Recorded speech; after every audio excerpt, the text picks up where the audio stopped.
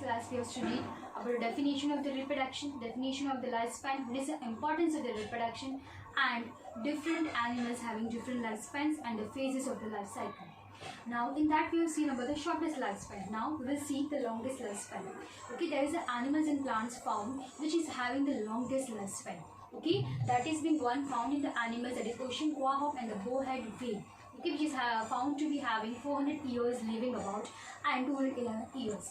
Same way, the longest lifespan was found in the plants, that is giant sequoia and the creosote bushes, which is having to live about 11,700 years and that is 3,000 years. These are the longest lifespans in animals and plants. Okay, why I have put stress and given the example, these may answer the board exam. You have to remember this about the longest lifespan and the shortest lifespans. Now we'll move towards the types of the reproduction. Now why there are different types of reproduction? As you know that there are two types of the organism, that is unicellular and multicellular.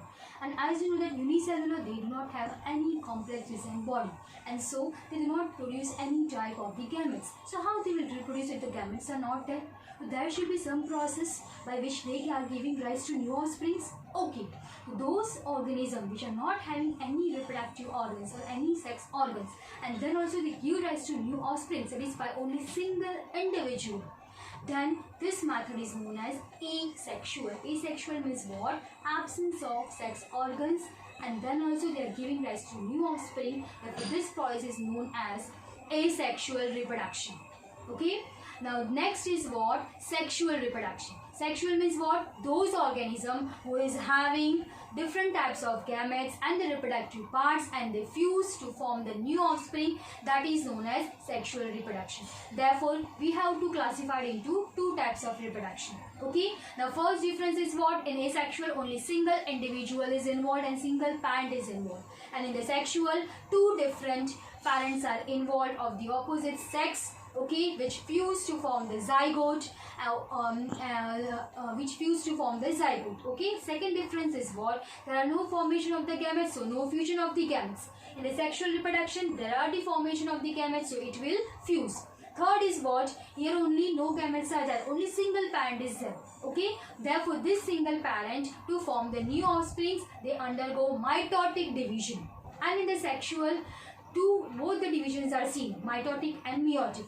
First, the formation of gametes takes place by the meiotic division, and then the zygote, which is formed after the fusion of the gametes, this zygote undergo further mitotic division to form the further embryo. Okay, and last difference is what? Whatever here single parent is involved, so whatever new offsprings will be there, it will be exact copy of the parent, that it can be called as a clone. So they are genetically and morphologically identical to the parent cell. But here the offspring formed in the sexual reproduction, they are not the identical copy. Why? Because here two different gametes are involved. One is male and one is female, that is sperm and ova. So both the genetic materials are infused in the zygote, in a single cell organism. And from the zygote only the new organism is formed. So it is not the exact copy of the parent, but it is somewhat varied copy. So they are not genetically and identically, morphologically identical. These are the main difference between the asexual and the sexual reproduction. Okay, now first we will see the asexual reproduction in animals.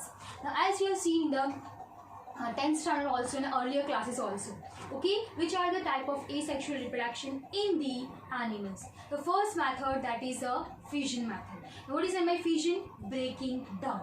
Okay, now here the fission also, it is bifurcated into different methods. That is, first is binary fission. Now what is meant by this binary fission? Now as you know that binary word denotes what? A binary digits that we learn in the computer. Okay, now the binary digits, how many digits are there? Only 2. Okay, so therefore 2 digits, therefore it is known as binary digits. So here also same. The single individual divides to give rise to 2 new offsprings. So here how many offsprings are formed at the end? 2. Therefore it is known as this method is known as binary fission. Okay, now here we can see the example of the amoeba. Now this single amoeba is there, okay, which is made up of a single cell. It contains a cytoplasm. So when the cell divides, cytoplasm divides, nucleus divides, okay, and this nucleus contains what? Genetic material. It makes its own copy, it is a replication of DNA. So along with the cell, cytoplasm nucleus also divides and they get separated, and they at and they form the two new daughter cell. This method is known as binary fission.